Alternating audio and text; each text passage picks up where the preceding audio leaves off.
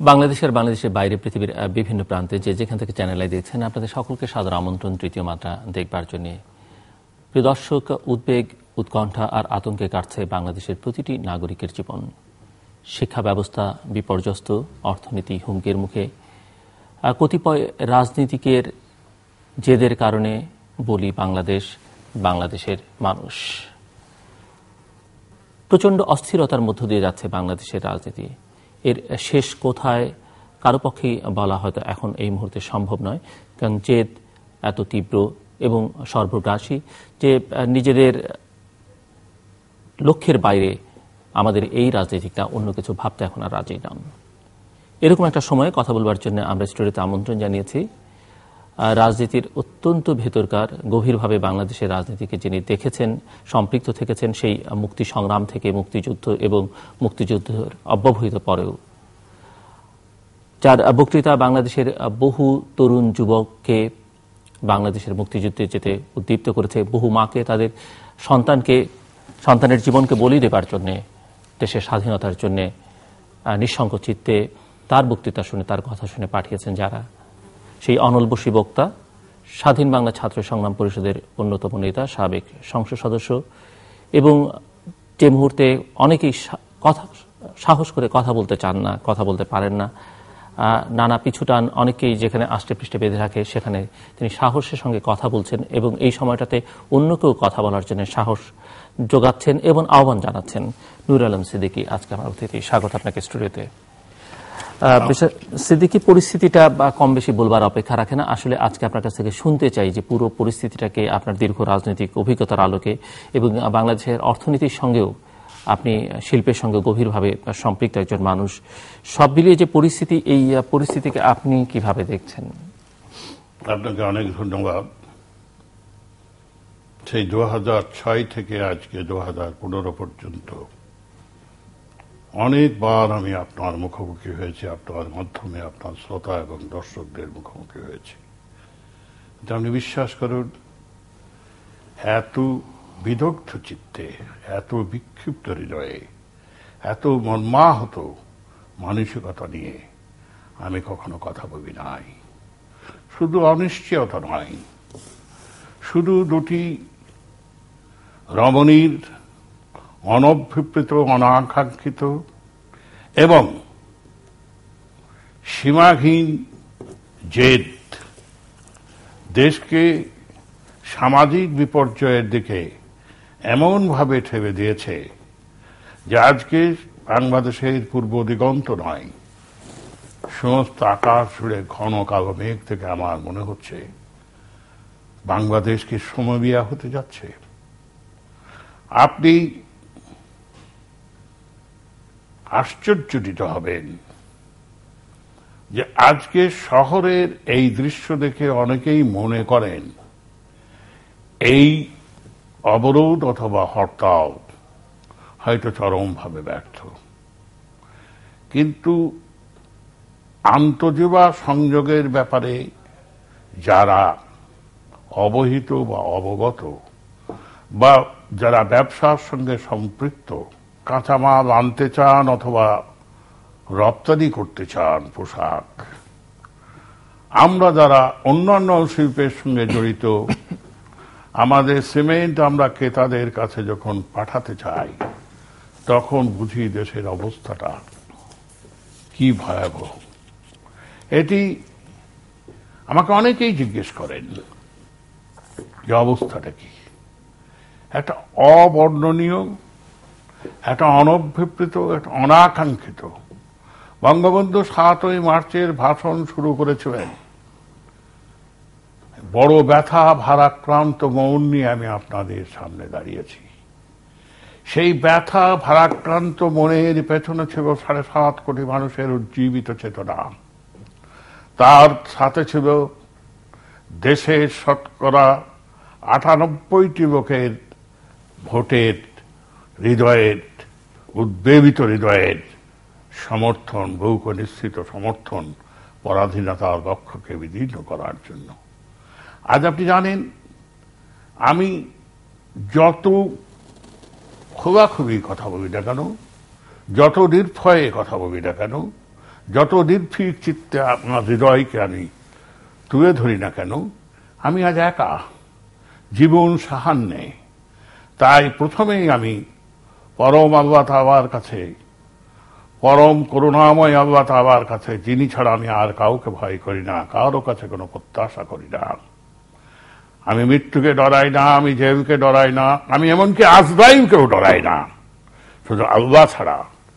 সেই আল্লাহর কাছে আমার সবিনয় ফরিয়াদ, আমার আর্তনাদ যে আল্লাহ, তুমি এই দেশটিকে এই জেদের কাছ থেকে, এই ক্ষমতা বিপ্স মানসিকতার কাছ থেকে, এই প্রতিহিংসা পরায়ণের থেকে, এই পরস্পরের প্রতি বিদ্বেষ থেকে, এই অসহনশীল মানসিকতা থেকে, এবং একে অন্যকে সহ্য করার, এই না করার এই যে হীনমন্যতার থেকে তুমি দেশকে রক্ষা করো।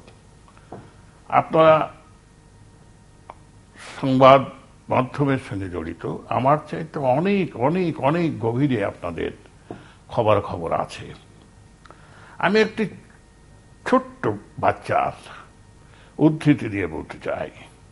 আপনি জানেন, কিছুদিন আগে তারা ছুটি কাটিয়েছে, কিছুদিন আগে তারা এক শ্রেণী থেকে আরেক শ্রেণীতে উত্তরণ করেছে। তাদের শিশু হৃদয়ের আবেগ, উচ্ছ্বাস, উদ্বেগতা হচ্ছে তারা স্কুলে যাবে, তাদের নতুন বন্ধুদের সঙ্গে তারা মিশবে, তারা শিখবে, তারা জানবে, আগামী দিনের জন্য তারা প্রস্তুত হবে। গত পরশু দিনের আগে এনটিভি নিউজ এডিটর শাহাবুদ্দিন সাহেব আমার কাছে এসেছিলেন। তার একটি 8 বছরের শিশুর উক্তিতে বোঝা যাবে, হয়তো আপনার সন্তানও সানভীমে পড়ে, সেও আপনাকে এই প্রশ্ন করে, কই বাবা দেশে কি হচ্ছে, আমরা স্কুলে যেতে পারবো না কেন, আমরা তো রাজনীতি করি না। সবগুলো স্কুল তো আপনার বন্ধ করে দেওয়া, সব স্কুল অনির্দিষ্টকালের জন্য, এবং বন্ধ, সমস্ত ইভেন ও লেভেল পরীক্ষা যারা দিচ্ছে, এক একটা ছেলে মেয়ে 7-8 মাসের জন্য পিছিয়ে গেল। আপনারা যেমন এখন সংবাদ ভাগে ভাগে, রাজনৈতিক, আন্তর্জাতিক, খেলাধুলা, সংস্কৃতি, এটা এই জন্য আমি ভাগ ভাগ করে কথা বলবো, তাহলে আমার নিরপেক্ষতাটা আপনার শ্রোতাদের কাছে সুস্পষ্ট হবে। প্রথমেই আসি আমি বেগম খালেদা জিয়ার কাছে। বেগম খালেদা জিয়া 5ই জানুয়ারি নির্বাচনে না গিয়ে ভুল করেছেন, তার প্রায়শ্চিত্ত করতে হবে, এটাতে আমি বিশ্বাস করি না। কারণ 5ই জানুয়ারির নির্বাচনটি আজকে পৃথিবীর সর্বত্র পারমাণবিক শক্তি 150 কোটির ভারতবর্ষ ছাড়া পৃথিবীর সকলের কাছে প্রশ্নবিদ্ধ, এবং আমার কাছে ব্যক্তিগতভাবে প্রশ্নবিদ্ধ শুধু নয়, আমার মনে হয় শেখ হাসিনাও 5ই জানুয়ারি নির্বাচন সম্পর্কে সুনিশ্চিত ছিলেন না বলে 153 জন সদস্যকে 63টি নিবন্ধিত দল থাকা সত্ত্বেও একটি নির্বাচনে 153 জনকে বিনা প্রতিদ্বন্দ্বিতায় আনতে হয়েছে। কারণ তারও মনের নিভৃত কন্দরে কোথাও না কোথাও সন্দেহ ছিল, কোথাও না কোথাও সংশয় ছিল। এই জন্য কিন্তু 5ই জানুয়ারি নির্বাচন তো দৃঢ় থাক, জীবনের একটি দুঃসময়ের মধ্যেও আমি কখনো চিন্তা করি না যে শেখ হাসিনার পরিবর্তে তার বিকল্প হিসেবে খালেদা জিয়া ক্ষমতায় আসুক। কারণ 2001 সালে তিনি যেভাবে নির্বাচন করেছেন, 2001-এর পরে 2004 এবং 5-এ, 2004-এর 21শে আগস্টে সেই পৈশাচিক গ্রেনেড হামলায় 23-30 প্রাণ শুধু ঝরে যায় নাই। শেখ হাসিনা সত্যিই বলেন তাকেও শহীদ করার একটা চেষ্টা হয়েছে, আল্লাহ বাঁচিয়ে দিয়েছেন। সেদিনের হাওয়া ভবনের গভর্নমেন্ট উইদিন গভর্নমেন্ট বা ইনভিজিবল গভর্নমেন্ট, এই সম্বন্ধে বিদেশি পত্রপত্রিকায় যে সমস্ত চিত্র ফুটে উঠেছিল, 2004 সালে 65টি জেলায় একভাবে যে বোমা বর্ষিত হয়েছিল, আজকে সমস্ত পর্যটকের কাছে নিঃসন্দেহে এটা প্রতিভাত যে তার সাথে সংশ্লিষ্টতা ছিল, যে হাওয়া ভবনের গভর্নমেন্ট উইদিন গভর্নমেন্ট নয়, গভর্নমেন্ট অ্যাবাভ দি গভর্নমেন্ট, সরকারের উপরে সরকার, সরকারের ভিতরে সরকার নয়, এই কার্যকলাপ সম্বন্ধে অবহিত, অবগত, পরিষ্কার পরিচ্ছন্ন মানসিকতায় লালন করছে, তারা কখনোই শেখ হাসিনার বিকল্প খালেদা জিয়াকে অধিষ্ঠিত দেখতে চায় না। কিন্তু একথা তো সত্য যে 2006 সালে যদি ফখরুদ্দিন মঈনুদ্দিন সাহেবকে সবাই আজকে ব্যঙ্গোক্তি করেন, তা ইমাদউদ্দিন সাহেবের নেতৃত্বে যেভাবে পরিপাটি করে প্রতিটি স্তরে সাজানো হয়েছিল, সেই নির্বাচনে যদি শেখ হাসিনা যেতেন, আজকে উনি বলছেন বারবার, আপনি 2007-এর 22শে জানুয়ারি নির্বাচনের কথা বলছি, যদি উনি যেতেন তাহলে যে কয়টি আসন, সংসদের আসন খালেদা জিয়া শেখ হাসিনাকে অনুগ্রহ করে দিতেন, সেই কোটি শেখ হাসিনা পেতেন। তো এই যে রাস্তাটি, এই যে একক আধিপত্য এবং দাম্ভিক একটা পরিমণ্ডল, রাজনৈতিক পরিমণ্ডল সৃষ্টি করবেন, এটারও প্রথম স্রষ্টা খালেদা জিয়া। এনারা রাজনৈতিক দীর্ঘ পথক পরিক্রমণের মধ্যে দুজনার কেউই রাজনীতিতে আসেন নাই। সেই 1960 সাল থেকে বাঙালি জাতীয় চেতনা উন্মেষ, 52 সালের ভাষা আন্দোলন, 62 শিক্ষা আন্দোলন, 66 6 দফা আন্দোলন, 69-এর গণঅভ্যুত্থানের মানুষ ফেনীতে বিশুভিয়াসের মতো জ্বলে ওঠার আন্দোলন, 70-এর নির্বাচনের নিরঙ্কুশ ম্যান্ডেট, এইসবের মধ্যে খালেদা জিয়াও নন, শেখ হাসিনাও নন, কেউ সম্পৃক্ত ছিলেন না। এই রাজনৈতিক টানপোড়েনের যে অভিজ্ঞতা, এই দীর্ঘ পথক পরিক্রমণের যে অভিজ্ঞতা, এটা কারোরই নাই। 15ই আগস্টের ওই পৈশাচিক দিবসটি না হবে এনারা উভয়ই গৃহবধূ থাকতেন। যাই হোক, সেই খালেদা জিয়া 5ই জানুয়ারির নির্বাচনকে কি গণতন্ত্র হত্যা দিবস হিসাবে পালন করার জন্য তিনি একটি সভা ডাকবেন। প্রথমে সভার অনুমতি চাইলেন, আর কি অনুমতি চাইবেন সভা করবার জন্য, পুলিশের কাছে অনুমতি চাইলেন। 29শে ডিসেম্বর, মার্চ ফর ডেমোক্রেসি, আমি স্বীকার করি তাকে অবরুদ্ধ করা হয়েছিল, আমি স্বীকার করি তাকে ঘর থেকে বেরোতে দেওয়া হয় নাই, কিন্তু সারা বাংলাদেশের বিস্তীর্ণ অঞ্চলে কোনো জায়গায়, কোনো ক্ষেত্রে, কোনো অঙ্গনে, কোনো অভিতে, কোনো গবিতে একটা বিক্ষোভ মিছিল বের হয় নাই। এই তো তার শক্তি। আমি আপনার টকশো থেকেই বলেছি যে আপনি দল গোছান, আপনি অসহযোগ আন্দোলন শুরু করুন, আপনি স্বেচ্ছা কারাবরণ শুরু করুন। এদেশে ব্রিটিশ সাম্রাজ্য, যার সূর্য কোনোদিন অস্তমিত যেত না, কানাডার থেকে অস্ট্রেলিয়া পর্যন্ত যার বিস্তৃতি ছিল, তার বিরুদ্ধে মহাত্মা গান্ধী আন্দোলন করছে এক মুঠা লবণ নিয়ে, হাতের কবজি ভেঙে গেছে, লবণ ছাড়ে নাই।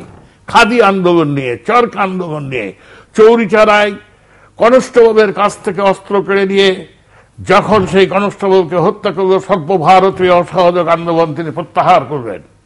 নেহেরু তার আত্মজীবনীতে রেখেছিলেন, আমরা মনে করেছি হয় গান্ধীজি ভয় পেয়ে গেছেন, অথবা ব্রিটিশ সাম্রাজ্য দ্বারা প্রভাবান্বিত হয়েছেন, অথবা তার রাজনৈতিক দূরদর্শিতা আজকে সম্পূর্ণ বিলুপ্ত হয়েছে। কিন্তু পরবর্তীকালে দেখা গেল যে এইভাবে তিনি যে জনমত গঠন করবেন, সেই জনমতের কাছে আত্মসমর্পণ করতে বাধ্য হল তখনকার প্রধানমন্ত্রী অ্যাটলি, তখনকার গভর্নর জেনারেল মাউন্টব্যাটেন। আপনি সেইভাবে তৈরি করুন, আপনি স্বেচ্ছা কারাবরণের, আপনি স্বেচ্ছা আইন অমান্যের, আপনি স্বেচ্ছা ধর্নার বৈঠকের চেষ্টা করুন, আপনি বিরোধী দলের নেতৃত্বে থাকার কাবিল সমস্ত সুযোগ সুবিধা নিয়োগ, একদিনের জন্য সংসদ অধিবেশন যোগদান করার জন্য আপনি যান নাই। এই সুযোগটা তো শেখ হাসিনাকে এত উদ্ধত, এত দাম্ভিক, এত স্বেচ্ছাচারী হতে সাহায্য করেছে। তো যাই হোক, আজকে আমি আপনার কাছে বলতে চাই যে আমি বিষণ্ণ হৃদয়ে আপনাকে অবগত করতে চাই যে 5ই জানুয়ারি যে নির্বাচনটি আজকে এক ভারতবর্ষ ছাড়া যারা সংসদীয় গণতন্ত্র অথবা রাষ্ট্রপতি ধরনের গণতন্ত্রে বিশ্বাস করে, মুক্ত বিশ্ব এটাকে আজও পূর্ণ স্বীকৃতি দেয় না। সরকার তো বলছে সবাই স্বীকৃতি দিয়েছে, তাদেরকে সহযোগিতা করছে নানাভাবে। এখানে দেখেন, যেহেতু এই সরকারের পক্ষে গ্রাহ্য তো কোনো আন্দোলন বা বিরোধিতা পরিলক্ষিত হচ্ছে না, তারা কি এসে এখানে আন্দোলন করে দিয়ে যাবে নাকি? তারা কি এসে এখানে স্বেচ্ছা কারাবরণ আন্দোলনকে সফল করে দিয়ে যাবে নাকি? যাই হোক, দেখেন কি হীনমন্যতা, ক্ষমতার বিপসা মানুষকে কতখানি নীতি বিবর্জিত করতে পারে। যে সুষমা স্বরাজ আর মমতা ব্যানার্জি মনমোহন সিং এর এই বাংলাদেশের আগমনের ঘোষিত কর্মসূচিকে ব্যর্থ করে দিল। উনি দুইবার প্রধানমন্ত্রী থাকা সত্ত্বেও তিনি গিয়ে এই এখনকার কি যেন রূপসী বাংলা, এক কাবের ইন্টারকন্টিনেন্টাল, পরবর্তী কাবের সেরাটনে 2 ঘন্টা ধর্ণা দেবেন। বিজেপির বর্তমান রাষ্ট্রপতি যিনি প্রধানমন্ত্রী দলীয় অমিত শাহ তো খবর দিতেই পারে, এটা তো কোনো, এটাকে একটা ফাপায়ে বলা মানে মনে মনে তারা আশ্রিত না, অঙ্গরঞ্জন হয়ে যেত রাজি আছে, অথচ মুখে ভারতের বিরুদ্ধে খই ফোটে। তা যাই হোক, এটা গেল ওনার দিক। অন্য দিকটা হলো, এটা তো সত্য 5ই জানুয়ারি নির্বাচন ওনারা কোনো অবস্থাতে অংশগ্রহণ করতে পারেন নাই। যেমন ইমাদউদ্দিন সাহেবের অধীনে আপনি নির্বাচনে অংশগ্রহণ করতে পারেন নাই শেখ হাসিনা। 4, 5 অথবা 6 এর মধ্যে তো একটা আপোষ ফর্মুলা বের করা যেতে পারত। ওরা 5 তারিখে করতো, আপনি 6 তারিখে করতেন সমাবেশের কথা। তার চাইতে বিশাল জনসমুদ্র করে আপনি দেখিয়ে দিতে পারতেন। তার চাইতে আপনার শক্তি কত বেশি, আপনার সাংগঠনিক শক্তি কত বেশি, আপনার কর্মী কত ত্যাগী, কত তারা নির্যাতনের মুখোমুখি মাথা তুলে মেরুদণ্ড খাড়া করে হিমাচলের অটলতা নিয়ে প্রত্যয়ে উজ্জীবিত হয়ে দাঁড়াতে পারে। আজকে আপনি আমাকে প্রশ্ন করতে পারেন, সমস্ত জাতি নীরব কেন, নিস্তব্ধ কেন, নিষ্ক্রিয় কেন? কারণ এ জাতি তো একদিন কামানের সামনে বুক চিতিয়ে, আপনি যেমন বলেছেন বুক চিতিয়ে দিয়েছে। তারা শুধু তাদেরকে প্রতিরোধ করে নাই, তাদেরকে পরাভূত করেছে। মা তার কোল থেকে তার সন্তানকে রণাঙ্গনে পাঠিয়ে দিয়েছে, তার বুক নিশ্চিত রক্তে পরাধীনতার বক্ষ বিদীর্ণ করে স্বাধীনতার সূর্যকে ছিনিয়ে আনার জন্য। সেই মানুষ আজ নিষ্প্রভ, সেই মানুষ মার খাচ্ছে। প্রতিটি বার্ন ইউনিটে তারা আগুনে দগ্ধীভূত হয়ে ছটফট করছে, কাঁদছে। স্ত্রী কাঁদছে, আমার একমাত্র স্বামী মারা গেছে, আমি খাবো কি করে, আমার সংসার চলবে কি করে? শিশুকে বুকে জড়িয়ে ধরে মা কাঁদছে, যে শিশুর অপরাধ কি? এই স্বাধীনতার 44 বছর পরে এসে এই দৃশ্য দেখতে গেলে আমি স্বাধীনতা যুদ্ধের সঙ্গে সম্পৃক্ত থাকার পর আমার মানসিকতা, আমার মননশীলতা, আমার চেতনা কতখানি বিক্ষিপ্ত হতে পারে আপনি তো অবশ্যই কল্পনা করতে পারেন। আমি যে কথা বলছিলাম, শুধু ব্যবসায়ী জগৎ নয়, আজকে শিক্ষাঙ্গন, ওই যে এনটিভির নিউজ এডিটর আমার কাছে এসেছিলেন, তার ছেলে তার বাবাকে জড়াই ধরে বলেছেন, আপনি বাবা আমি স্কুলে যেতে পারবো না কেন? আমি তো কোনো দোষ করি নাই। সম্ভবত আপনার ছেলে আপনাকে এই প্রশ্ন করে, আমার দৈহিত্রী আমাকে এই প্রশ্ন করে। এই ঢাকা শহরের যানজট দেখে যদি মনে করেন সব কিছু ঠিকঠাক চলছে, ওনারা একথা তো সত্য। খায়রুল হকের অবজারভেশনকে কেন্দ্র করে তত্ত্বাবধায়ক সরকার, আমি বহুবার আপনার এই অনুষ্ঠান থেকে বলেছি, তত্ত্বাবধায়ক সরকার শেখ হাসিনার অর্জন। তত্ত্বাবধায়ক সরকার দিতে বাধ্য হয়েছিলেন। এই খালেদা জিয়া বলেছিলেন শিশু আর পাগল ছাড়া কেউ নিরপেক্ষ নয়। আপনি সেটাকে ভেঙে 15 ফেব্রুয়ারি নির্বাচনকে 15 ফেব্রুয়ারি 96-এর 96, রাইট। আপনি তত্ত্বাবধায়ক সরকার দিতে বাধ্য করবেন। ওই সংশোধনীর মাধ্যমে এটা আসলো। তা আপনি তত্ত্বাবধায়ক সরকারটি উঠিয়ে দেওয়ার আগে যদি একটা গণম্যান্ডেট দিতেন, শুনেন, শুধুমাত্র সংসদের সংখ্যাগরিষ্ঠতায় মৌলিক প্রশ্নের কোনো পরিবর্তন আসতে পারে না।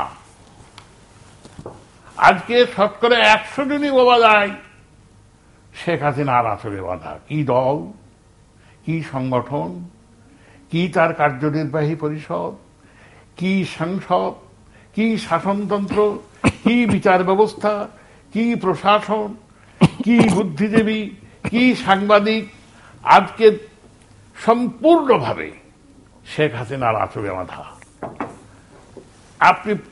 আপনাকে আমি আরেকটি কথা প্রসঙ্গক্রমে আনতে চাই। এই কিছুদিন আগে ভারতবর্ষে নির্বাচন হয়ে গেল। মনমোহন সিং অন্তর্বর্তীকালীন সরকারের প্রধান ছিলেন, কিন্তু এত নির্মম পরাজয়ের পরেও কই একটা দিনও তো সেখানে কোনো প্রতিবাদ আসলো না, কারচুপির কথা। পুরো ফলাফল ঘোষিত আবার আগেই কংগ্রেস কিন্তু অভিনন্দন জানিয়েছে। অভিনন্দন জানাবেন। শপথ গ্রহণ অনুষ্ঠানে মনমোহন সিং, সোনিয়া গান্ধী, রাহুল গান্ধী সকলেই উপস্থিত থাকবেন। তার কারণ সেখানে গণতন্ত্র তার প্রাতিষ্ঠানিক রূপ পেয়ে গেছে। গণতন্ত্রের মূল উপাদেয় যে বস্তু সহনশীলতা, সেখানকার দলীয় রাজনীতিতে সেটা প্রতিষ্ঠিত হয়ে গেছে। সেখানকার বিচার ব্যবস্থা সমস্ত প্রশ্নের ঊর্ধ্বে। আইপিএস একটি অফিসার দলের নয়, একটা আইসিএস একটা অফিসার কোনো দলের নয়, কোনো মতের নয়, কোনো সরকারের নয়, তারা রাষ্ট্রের। আর বাংলাদেশে আপনি যদি তাকিয়ে দেখেন যে বিচার ব্যবস্থার এই অভিশংসন আইনের পরে মানুষের যতটুকু আস্থা ছিল সেটুকু আজকে কর্পূরের মতো পেয়ে গেছে। 3 বাহিনীর প্রধান এমন ভাবে কথা বলবেন, এখন তারা যে ব্যাখ্যাই দেন না কেন, ছোড়া তীর বা বন্দুকের গুলি একবার ব্যারল থেকে বেরিয়ে গেলে আর ঢোকানো যায় না। তারা যে ব্যাখ্যাই দেন না কেন সেটি মানুষের মনকে আতঙ্কিত করেছে, সেটি মানুষের মনকে সন্দেহ এবং আতঙ্কে বিপর্যস্ত করেছে। যাই হোক, আপনি বেশি দূরে যেন না, এই শ্রীলঙ্কার প্রেসিডেন্ট আপনি জানেন এই বিদ্রোহী এলটিটিদের দমন করেছেন। যে এলটিটিদের আক্রমণের কারণে পোশাক ব্যবসাটি শ্রীলঙ্কার থেকে বাংলাদেশে এলো, তিনি সেখানে একটা স্থিতিশীলতা এনে 3 বছরের মাথায় নির্বাচন দেবেন এই প্রত্যাশায় মানুষ তাকে বুক উজাড় করে ভোট দেবে। কিন্তু তিনি পরাজিত হয়ে গেলেন। পরাজিত হওয়ার যখনই শতকরা 51% ভোট তারই বন্ধু, তারই মন্ত্রিসভার স্বাস্থ্যমন্ত্রী যখন নির্বাচিত হবেন, কই তিনি তো হরতালের ডাক দিবেন না, তিনি বরং তাকে অভিনন্দন জানাবেন, তিনি তাকে ক্ষমতা হস্তান্তর করে দেবেন। এটাই তো বলে গণতন্ত্র। গণতন্ত্রের মৌলিক অর্থ হচ্ছে সহনশীলতা। গণতন্ত্রের অর্থ হচ্ছে আমি আমার কথা বলবো, আপনাকে আপনার কথা আমি বলতে দেবো। তা 5ই জানুয়ারির সভা 6 জানুয়ারি করবে, আমি নাকি শুনেছি দলের অভ্যন্তর থেকে। এ দল যে আজ কোন জায়গায় এটা বলা যাবে না। প্রবস্কাইড, প্রপিকিং, গণবাহিনী, কারা এই দল চালাচ্ছে এটার কোনো আগা মাথা আমি খুঁজে পাই না। আগে তো আমি বলতাম ভ্রান্ত ব্রাহ্ম দ্বারা পরিচালিত, মানি প্লান্টের মতো এসে তারা মূল গাছটিকেই, এটা বঙ্গবন্ধুর আওয়ামী লীগ নয়, এটা কমিউনিস্ট লীগ হয়ে গেছে। আমি বহুবার আপনার এখান থেকে, এটা এখন কোন লীগ এটা বাবা কষ্ট। আওয়ামী লীগ হচ্ছে একই ফুলে নানা পাতার সমাহার। এখানে যুদ্ধাপরাধী আছে, এখানে রাজাকার আছে। দেখেন, আমি আজকে আপনার এই অনুষ্ঠানের মাধ্যমে সারা দেশবাসীর দৃষ্টি আকর্ষণ করব যে 5ই জানুয়ারি শেখ হাসিনা যে বক্তৃতাটা করেছেন, আপনি জাতির উদ্দেশ্যে যেটি টেলিভিশনে দিয়েছেন, আমি গভীর আগ্রহে বারবার সেই ভাষণটি শুনেছি। তিনি খালেদা জিয়ার বিরুদ্ধে বিষোদ্গার করেছেন, তিনি তার অর্জনের সমস্ত স্মৃতিগুলো তুলে ধরেছেন, তিনি তার বিয়োগ বেদনার কথা তুলে ধরেছেন, কিন্তু একটিবার তিনি দুর্নীতির কথা বলেন নাই। বাংলাদেশকে দুর্নীতি বিমুক্ত করতে হবে এ কথা তিনি বলেন নাই। আপনার এই অনুষ্ঠানের মধ্যে আমি একটা শপথ করে যাচ্ছি যে শেয়ার বাজার, হলমার্ক, ডেস্টিনি, যুবক, বেসিক ব্যাংকের সর্বজন জ্ঞাত দোষীদের অতি দ্রুত বিচার করে আপনি যদি তাদের সর্বোচ্চ শাস্তির ব্যবস্থা করতে পারেন, আপনার জনপ্রিয়তার ভিত কিছুটা হলেও শক্ত হবে। আপনি তো তা করছেন না। এখন আপনার একমাত্র শত্রু হওয়া উচিত ছিল দুর্নীতি। এখন আপনার একমাত্র সংগ্রাম, জেহাদ, বিদ্রোহ ঘোষণা করা উচিত ছিল দুর্নীতির বিরুদ্ধে। বাংলাদেশের কোন বিনির্মাণ, বাংলাদেশের কোন অর্থনৈতিক উন্নয়ন, যেটাই যেভাবে বর্ণনা করা হোক না কেন, মানুষের কাছে এটা গ্রহণযোগ্য নয়। কারণ দুর্নীতির অতবান্তে সমস্ত সমাজটি আজকে ডুবে গেছে, নিমজ্জিত হয়ে গেছে। এবং দুই নেত্রী অতি সুকৌশলে দেশে তৃতীয় শক্তির অভ্যুত্থানটাকে সম্পূর্ণ নিঃশেষ করে দিয়েছেন। বঙ্গবন্ধুর রাজনীতির সময়ে হোসেন সোহেল সোহরাওয়ার্দী, শেরে বাংলা, বঙ্গবন্ধু এরা রাজনীতি করতে দেওয়ার জন্য, এরা রাজনীতি করতেন মানুষ ও মাটির জন্য। আজকের রাজনীতি করা হয় একমাত্র ক্ষমতার জন্য। কারণ ক্ষমতাই হচ্ছে বিনা ঝুঁকিতে সবচাইতে লাভজনক ব্যবসা। আজকে সমাজের এমন কোন স্তর নাই যে স্তর দূষিত নয়। আপনাকে আমি ছোট্ট একটা গল্প বলি। আমি এই নতুন রাস্তাটির নাম কি জানো? এই কর্নার থেকে বেরিয়ে দিয়ে বাতি টাতি জ্বালানো, হাতির ঝিল দিয়ে যাচ্ছি।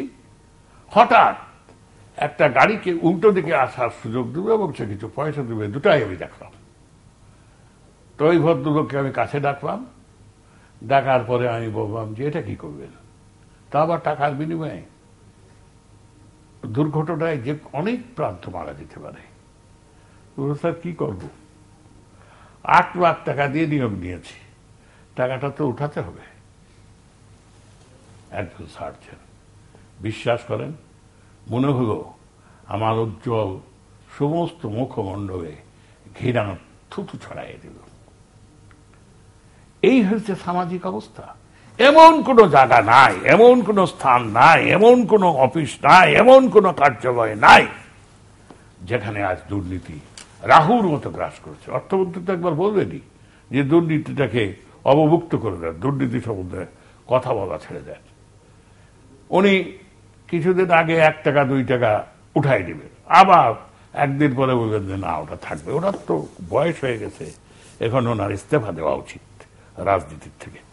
তা আমি দুই নেত্রীর কাছে দাবি করি, এই সংঘাত, এই বিপর্যয়, জাতীয় এই অস্থিরতা এবং সমবিহার থেকে, গৃহযুদ্ধের থেকে, সামাজিক বিপর্যয়ের থেকে রক্ষার আমি একটা জিনিস দেখছি, সেটা হচ্ছে দুই নেত্রী একযোগে ঘোষণা দিবেন তিনি এবং তার পরিবার ক্ষমতার সঙ্গে আর সম্পৃক্ত থাকার কোনো অভিপ্সা ব্যক্ত করবেন না, সম্পৃক্ত হবেন না। রাজনীতি রাজনৈতিক গতিতে চলবে। সেটি তো তাদের গণতান্ত্রিক অধিকার। আপনি কেন? না, গণতান্ত্রিক অধিকারের অর্থ এই নয় যে মানুষের জগদ্দল পাথর, মানুষের স্বার্থ, মানুষের চিন্তা, মানুষের মননশীলতা, মানুষের মানসিকতা, তাকে তুলে ধরার যে নৈতিক অধিকার। কেউ কেউ বলছেন উন্নয়ন না গণতন্ত্র। আরে গণতন্ত্র না থাকলে উন্নয়নের কোনো অর্থই হয় না। তাই যদি ভাবে জিন্দু সাহেব যৌবনের অর্ধেকটা তো কারাগারে কাটিয়েছে, সেই রাজবন্দীদের সেই অবস্থা দেখলে আপনি বিবাহিত হয়ে যাবেন। তাই তো সারা জীবন কারারুদ্ধ থাকতাম। একটি ক্ষুদিত মানুষের কাছে আমি প্রায় বক্তৃতায় বলতাম ছাত্র জীবনে, একটি জননীর কাছে সবচেয়ে বড় হলো তার সন্তান, একটি সতীসাধ্বী রমণীর কাছে সবচেয়ে বড় হলো তার সতীত্ব। জঠরের জ্বালায় এত নির্মম, জঠরের জ্বালায় এত আত্মঘাতী যে ক্ষুধার যন্ত্রণায় যখন সে ছটফট করতে থাকে, তখন তার সামনে 1 টুকরা রুটি দিয়ে আসবে, সে তার যৌবনকে বিসর্জন দিয়ে দেয়। কিন্তু সেই ক্ষুধার যন্ত্রণা যখন তার শেষ হয়ে যায়, তখন ওই তস্কর যে এক টুকরা রুটির বিনিময়ে তার ইজ্জতকে নষ্ট করেছে, তার সতীত্বকে লঙ্ঘন করেছে, তার সতীত্বকে হরণ করেছে, তার বিরুদ্ধে ঘৃণায় তার সমস্ত সত্তা কুকড়ে কেঁদে ওঠে। আপনি নিশ্চয়ই মনে আছে যে রাশিয়ার 1917 সালে সংঘটিত বিপ্লব কেমন ভাবে তছনছ হয়ে গেল। আপনার নিশ্চয়ই মনে আছে যে পিকিং এর সেই সমাজতান্ত্রিক সাংস্কৃতিক বিপ্লব কিভাবে মার খেয়ে গেল। আজকে পিকিং এ ব্যক্তিগতভাবে বিলিয়নিয়ারের হার পৃথিবীতে সবচেয়ে বেশি। তার রাষ্ট্রীয় পুঁজি হচ্ছে 10 ট্রিলিয়ন, আর আমেরিকার হচ্ছে 9.78 ট্রিলিয়ন। তা আজকে সমস্ত দুনিয়ার থেকে এই নিয়ন্ত্রিত সমাজ ব্যবস্থা উঠে যাচ্ছে। ওই নিয়ন্ত্রণটি যদি উঠে না যেত, তাহলে চাহিদা আজকে বিশ্বের অর্থ জগতের প্রধান হয়ে দাঁড়াতো না। ভারতের দিকে তাকিয়ে দেখেন, ভারতে গণতন্ত্র প্রতিষ্ঠা লাভ করেছে বলেই সেখানে সিবিআই এর মতো একটা প্রতিষ্ঠান আছে যাকে ডরায় না এমন কোন লোক নাই। তার পক্ষপাতিত্ব সম্বন্ধে আজকে প্রায় 52-53 বছরে এটা গঠিত হয়েছে, 60 বছরের স্বাধীন ভারতে। সেখানে কোনো জায়গায় কোনো প্রশ্ন হয় নাই। এই যে মমতা ব্যানার্জির পশ্চিমবঙ্গে নির্বাচন হয়ে গেল, জাতীয় নির্বাচন, লোকসভা নির্বাচন, 3টি জবাব ডিএম সম্বন্ধে নির্বাচন কমিশন কথা বলল। আমাদের মমতা ব্যানার্জি গো ধরলেন যে আমি ওদেরকে উঠাতে দেবো না। ভালো কথা, নিয়ে বসে থাকেন, কবে করে নিয়ে বসে থাকেন। কিন্তু এই 3টি জেলায় নির্বাচন হবে না। কি নির্বাচনী কমিশন?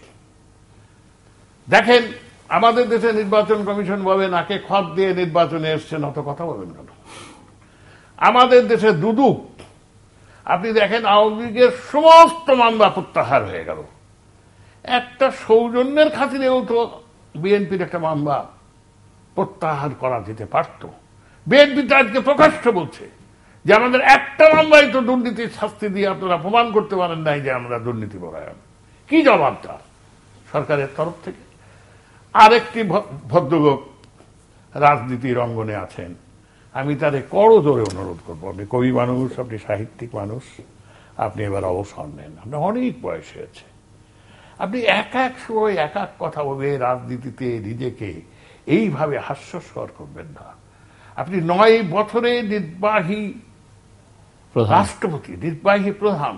আরে আমার আর একটা কথা কি মনে হয় জানো, উনি যে জানেন, উনি একা থাকেন, এই গাবে এক থাবড় বানানো, এই গাবে এক থাবড় বানানো, কারণ মানুষ থেকে দুর্নীতি পরায়ণ বলতো।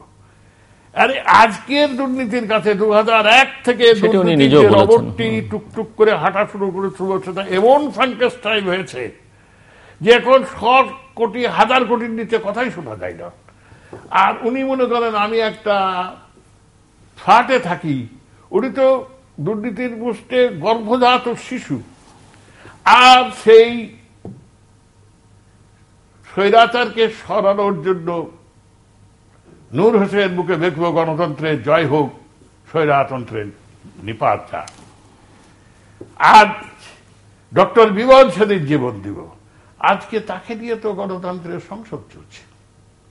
আর উনি যে কখন কি বলছেন, ওই দিন উনি বলবেন যে স্বৈরাচারী সরকারের সঙ্গে আমি আর এক মুহূর্ত নাই, আমি বিরোধী দলে চলে গেলাম। আবার দেখি উনি, ওনার বিবি বলবেন আমার মন্ত্রীরা সবাই পদত্যাগ করবে। সেটা বলছেন আমরা ওনারা কার্যকর বিরোধী দল হওয়ার জন্য কার্যকর। আবার সংসদে তো বলেছেন প্রধানমন্ত্রীকে সর্বপ্রকার সহযোগিতা করবেন এই দুষ্কৃতকারীদের বিরুদ্ধে ব্যবস্থা গ্রহণ করবার। আপনি এত কুশলী উপস্থাপক, আপনি কি করে অস্বীকার করবেন? ওনারা সকালে এক কথা বলছেন, বিকালে এক কথা বলছেন। ওনাদের দলের মধ্যে যে কোনো লোক নাই তা না। আপনি এই যে প্রেসিডেন্সিয়াল ভাষণের উপরে যে বক্তৃতা হচ্ছে, আপনি দেখেন তার অর্ধেকের বেশি সময় হচ্ছে প্রধানমন্ত্রীর অর্চনা, বন্দনা, তাকে তার স্তুতি, তার স্থাবকতা। আর অর্ধেক গেল আর 30 ভাগ 40 ভাগ হচ্ছে খালেদা জিয়ার পিন্ডি চটকানো। আরে কার্যপ্রণালী বিধি সংসদের একটা নৈতিক ধারা হচ্ছে, যিনি ওখানে উপস্থিত নাই তার বিরুদ্ধে কথা বলা যাবে না। তা আজকে যে অবস্থায় দেশটি আছে, বিদেশকে তারা বাংলাদেশের থেকে মুখ ফিরাই দিচ্ছে। কারণ কে এই অনিশ্চয়তার মধ্যে এসে সে যার কাছে তার কাপড় বিক্রি করবে, পোশাক শিল্প বিক্রি করবে, তার কাছে সে আটকে যাবে, তার কাছে তার ক্ষতিপূরণ দিতে হবে। এই যে আমাদের টেক্সটাইল ইন্ডাস্ট্রিজগুলো, আপনি বিশ্বাস করেন, রুগীর হাট, শাড়ির হাট, এগুলো একদম একটা কেউ ওড়ে না রাস্তায়। কারণ একটা বান্ডিল কাপড় 3000 গজ পর্যন্ত হয়। একটা বান্ডিল কাপড়ের দাম মিনিমাম 300 টাকা পার গজ। আপনি চিন্তা করে দেখেন, 9 লক্ষ টাকা তার চলে যাবে একটা তাঁতির। সে কোন সাহসে এসে হাটে বসবে এই চোরাগোপ্তার হামলার মধ্যে? তারা চোরাগোপ্তা হামলা করছেন, তারা সন্ত্রাস করছেন, তারা বাসে আগুন দিচ্ছেন। এটা কোনো অবস্থাতেই গণতান্ত্রিক আন্দোলন নয়, এটা আমি স্বীকার করি। এটা খালেদা জিয়াকে বুঝতে হবে। এই বিধ্বংসী রাজনীতির থেকে তাকে সরে আসতে হবে, কিন্তু সরে আসার জন্য তো একটা সুযোগ দিতে হবে। জিউ সাহেব, আপনি একটা বিড়ালকে ঘরের থেকে বের করবেন না তাকে বেরে ফেলবেন, দুটোর একটা তো আপনাকে সিদ্ধান্ত নিতে হবে। যদি তাকে বের করতে চান তাহলে একটা জানলা খোলা রাখতে হবে, তারপরে তাকে দাবড়ান সে জানলা দিয়ে বেড়াই যাবে।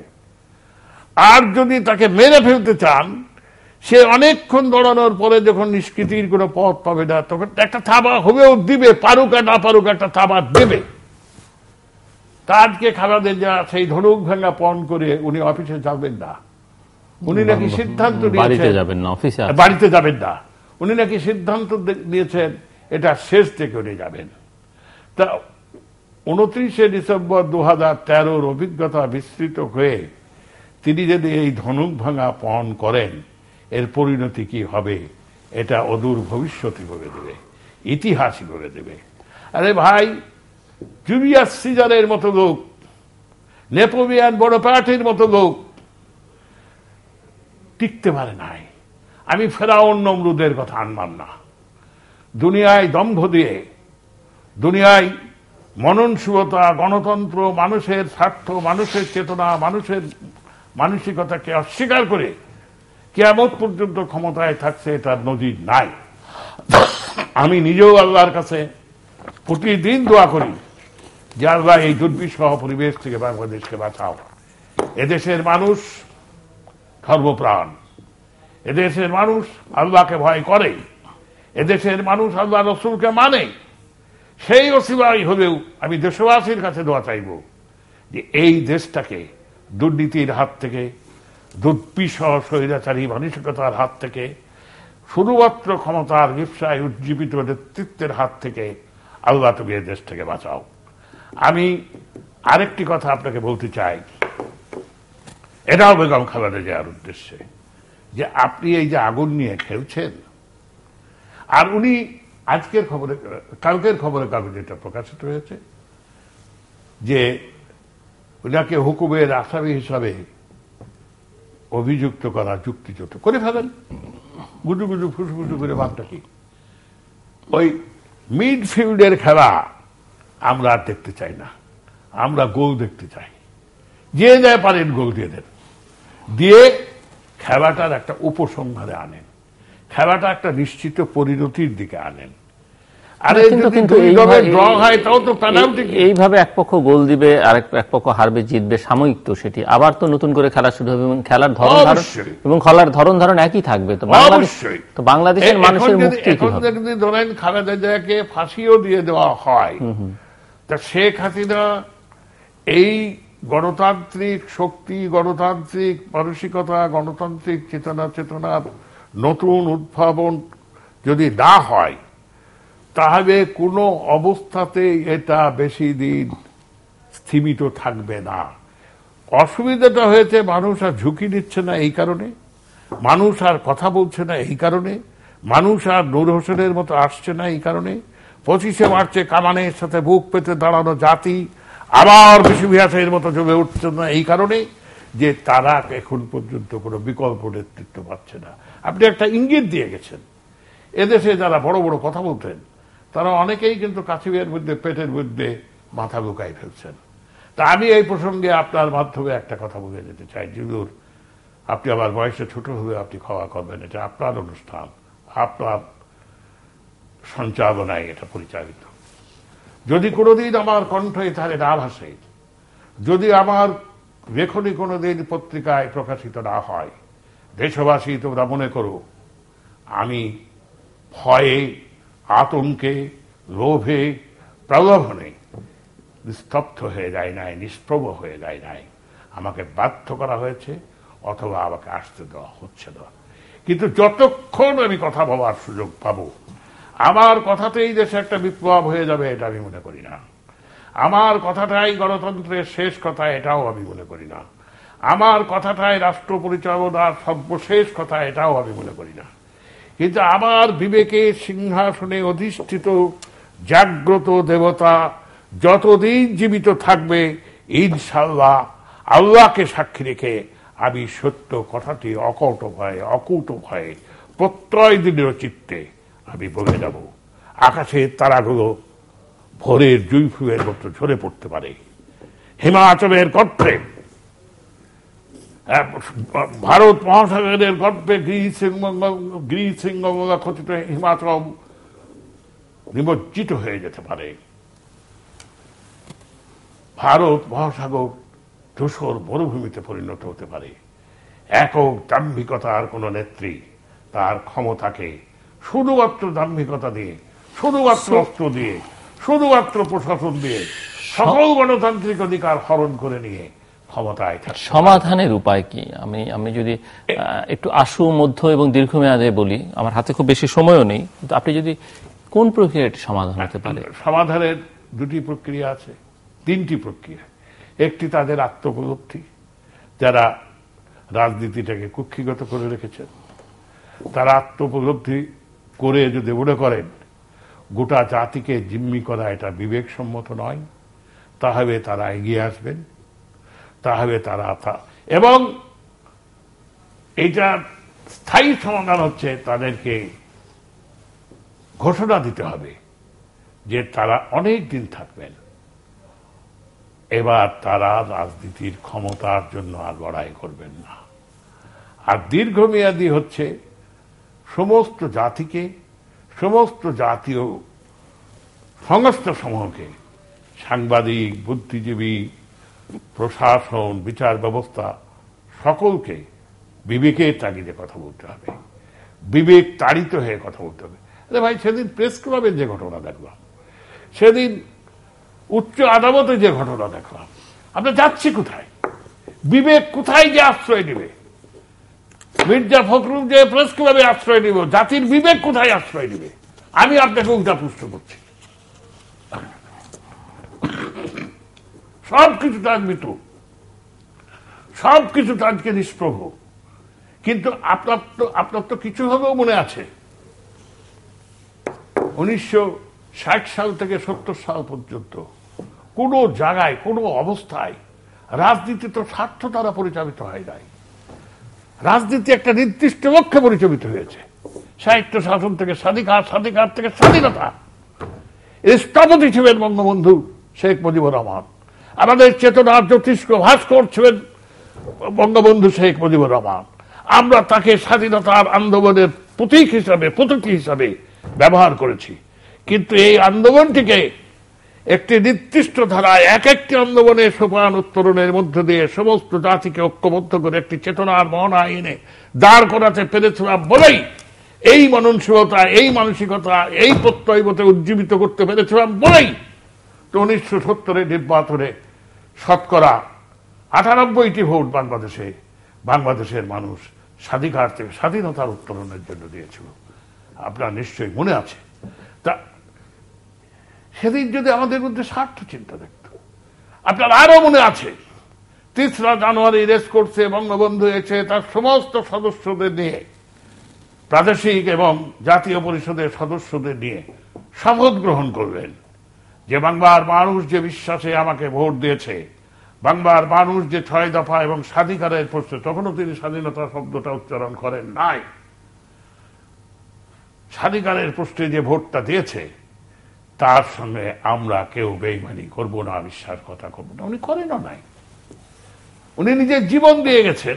একটি জায়গায় এসে কমিউনিস্টদের প্রভাবে পড়ে, তারপরেও সিংগটন সৈয়দ আমদাদ হোসেন স্টেট মিনিস্টার আর মনি সিং হচ্ছে কার্যনির্বাহী পরিষদের সদস্য। আরে এটা এখন তো গাছই নাই, মানি প্লান্টে গাছ হয়ে গেছে, গাছ আজকে উধাও। তো যাই হোক, আমার 3 ধরনের সমাধানের কথা আমি বলেছি। একটা হচ্ছে সাময়িক। সাময়িক সমাধান হচ্ছে উভয় নেত্রীকে বুঝতে হবে যে মানুষের হৃদয়ের অনুরণন কি, মানুষের হৃদয়ের প্রতিধ্বনি কি, মানুষ কি চাচ্ছে, কি আতঙ্ক, কি আশঙ্কা, কি উদ্বেগ, কি অনিশ্চয়তার মধ্যে গোটা সমাজটা আছে, এটা তাদেরকে হৃদয় দিয়ে উপলব্ধি করতে হবে। দ্বিতীয়টা হচ্ছে অন্যকে সহ্য করার মানসিকতা। ক্ষমতার জন্য রাজনীতি, অন্য কিছুই রাজনীতির অংশ নয়। অন্য ক্ষমতা, ক্ষমতা এবং ক্ষমতা, এর জন্য রাজনীতি। এই চেতনার থেকে মানুষের কল্যাণের দিকে তাকিয়ে থাকতে হবে। উন্নয়নের জন্য গণতন্ত্র বিসর্জন দিতে আমি সম্পূর্ণ নারাজ। তা না হলে যে নেতাকে নিজের প্রাণের চেয়ে বেশি ভালোবাসতাম, তার সামনে দাঁড়িয়ে গণতন্ত্র হরণের দিবসে সেই একদলীয় সমাজ ব্যবস্থা প্রতিষ্ঠার কালে মাথা তুলে মেরুদণ্ড খাড়া করে আমার বিবেকের সিংহাসনে যিনি মুকুটহীন সম্রাট ছিলেন তার বিরোধিতা আমি শেষ দিকে আমরা শেষ করতে হবে। সেই জায়গাটাই আমি এসে বলতে চাই যে দেশের সমস্ত মানুষ এই অনুষ্ঠান শোনার পরে একবার আমিন বলবে আমি খুশি হব যে সকলেই আজকে পরম আল্লাহ তাআলার কাছে ফরিয়াদ করি, আল্লাহ এই দুর্বিসহ, এই দুর্পীড়িত, এই ক্ষমতা বিপসু, এই মানুষের অধিকার বিবর্জিত একটি সমাজ পরিচালনা করার হীনমন্যতায় যারা ভুগছেন তাদের কবল থেকে জাতিকে কোনো না কোনোভাবে তুমি রক্ষা করো। তুমি শাহীন কাদির, তুমি জবাব বিক্রাম, তোমার কাছে আজকে জিয়ুর রহমান সাহেবের এই টকশো থেকে এই ফরিয়াদ জানিয়ে গেলাম। আর আমি আরেকটি কথা বলে গেলাম, আমার কথাই আমার নেতৃত্বে মুক্তি আসবে না, আমার বয়স আমার জীবনের শেষ প্রান্ত, কিন্তু আল্লাহর কাছে আমি একটা এখনো 2 রিকাত তখন নামাজ পড়ে আপনার টকশো রুমে ঢুকেছি যে আল্লাহ তৌফিক দিও আমার কথাটি কাউকে উপেক্ষা করা, কাউকে ঘৃণা করা, কাউকে দূরে সরিয়ে দেওয়ার জন্য নয়, শুধুমাত্র মানুষের, শুধুমাত্র গণতন্ত্রের, শুধুমাত্র মানবাধিকারের, শুধুমাত্র মানবতার এবং এই 56,000 বর্গ মাইলের স্বাধীনতা এবং সার্বভৌমত্বের পক্ষে শেষ করতে হবে আমাকে। আপনি একটি কবিতা শোনাবেন বলেছিলেন। কবিতাটি হচ্ছে সুকান্ত ভট্টাচার্যের, আমার মুখস্থ আছে, তবুও নির্ভীক বলার জন্য আমি বাম রাজনীতিতে অস্বীকার করি, কিন্তু তাদেরও সুভাষ মুখোপাধ্যায় বা অনেকেরই সুকান্ত ভট্টাচার্যের এদের অনেক মূল্যবান কবিতা আছে। চলে যাব তবু আজও যতক্ষণ দেহে আছে প্রাণ, প্রাণ পদে সরাবো পৃথিবীর, এই জায়গাটা আমি বলবো বাংলার, প্রাণ পদে সরাবো বাংলার সমস্ত জঞ্জাল। নবজাতকের কাছে এ বিশ্বকে শিশুর বাসযোগ্য করে যাব আমি, নবজাতকের কাছে এ আমার দৃঢ় অঙ্গীকার। অবশেষে সব কাজ সেরে আমার দেহের রক্তে নতুন শিশুকে করে যাব আশীর্বাদ, তারপর হবে ইতিহাস। অনেক অনেক ধন্যবাদ মিস্টার নুরুল আলম সিদ্দিকী। দর্শক কথা বলছিলেন স্বাধীন বাংলা ছাত্র সংগ্রাম পরিষদ নেতা নুরুল আলম সিদ্দিকী। পুরো পরিস্থিতিটা একটা নির্মোহভাবে নিরপেক্ষ অবস্থান থেকে ব্যাখ্যা করছিলেন, যদিও কোনো রাজনৈতিক দলের সঙ্গে তিনি সম্পৃক্ত নন, একজন রাজনীতিক হয়ে পুরোদস্তুর, এবং কিছু পরামর্শ দিয়েছেন বিবদমান রাজনৈতিক পক্ষগুলোকে। সমাধান কি হতে পারে, আশু মধ্যমেয়াদে দীর্ঘমেয়াদে সে সম্পর্কে বলেছেন। সত্যি কথা বলতে এখন বলবার লোকের সংখ্যা কমে এসছে, সাহস করে কেউই কথা বলতে চান না, এবং পরিস্থিতিটা এমন যে মিস্টার সিদ্দিকী উল্লেখ করছিলেন যে মানুষ আর সম্পৃক্ত হতে চাচ্ছে না এই রাজনৈতিক প্রক্রিয়ার সঙ্গে, কারো পেছনেই মানুষ সেই অর্থে নেই। এক ধরনের ডিসএঙ্গেজমেন্ট তৈরি হয়েছে মানুষের, মানুষ নিজেরটা নিজে করবার চেষ্টা করছেন, নিজের জীবনযাপনের জন্য যেটুকু প্রয়োজন। এর বাইরে গণতন্ত্রের আকাঙ্ক্ষা, ভোট দানের আকাঙ্ক্ষা, স্বাধীনভাবে চিন্তা করবার, কথা বলবার, লিখবার আকাঙ্ক্ষা মানুষের মধ্যে আছে, কিন্তু সেগুলো নিয়ে মানুষ এখন আসলে খুব একটা সক্রিয় নয়। অসহায়ত্ব মানুষের নানাভাবে ফুটে উঠছে, এবং এই অসহায় মানুষ যে কাজটি করতে পারে এবং সেটি করতে কেউই হয়তো কার্পণ্য করবেন না, বা সেটি হচ্ছে যে সৃষ্টিকর্তার শরণাপন্ন হওয়া, প্রার্থনা করা। আজ শুক্রবার পবিত্র জুমার দিন, আমরা আশা করব যে বাংলাদেশের প্রতিটি নাগরিক যারা মসজিদে যাবেন জুমার নামাজ পড়তে, সেখানে প্রার্থনা করবেন। এই রাজনীতি সংঘাতময় পরিস্থিতির জন্য কার দায় বেশি কম সেই আলোচনায় বিশ্লেষণে আমি যাচ্ছি না, কিন্তু দোয়াটা এরকম হতে পারে, প্রার্থনাটা এরকম হতে পারে যে আমরা এই রাজনীতি থেকে মুক্তি চাই। এবং এই দোয়া কেবল মুসলমানরা জুম্মার নামাজে মসজিদে গিয়ে করবেন না, আমরা চাইব যে অন্য ধর্মাবলম্বীরাও মন্দিরে গিয়ে, প্যাগোডায় গিয়ে কিংবা গির্জায় গিয়ে তারা তাদের মতো করে সৃষ্টিকর্তার কাছে প্রার্থনা করবেন। সৃষ্টিকর্তা নিশ্চয়ই কোনো একটা পথ দেখাবেন বাংলার জনগণকে। দর্শক, আমাদের সঙ্গে থাকবার জন্য অসংখ্য ধন্যবাদ, আপনাদের সবার জন্য শুভকামনা।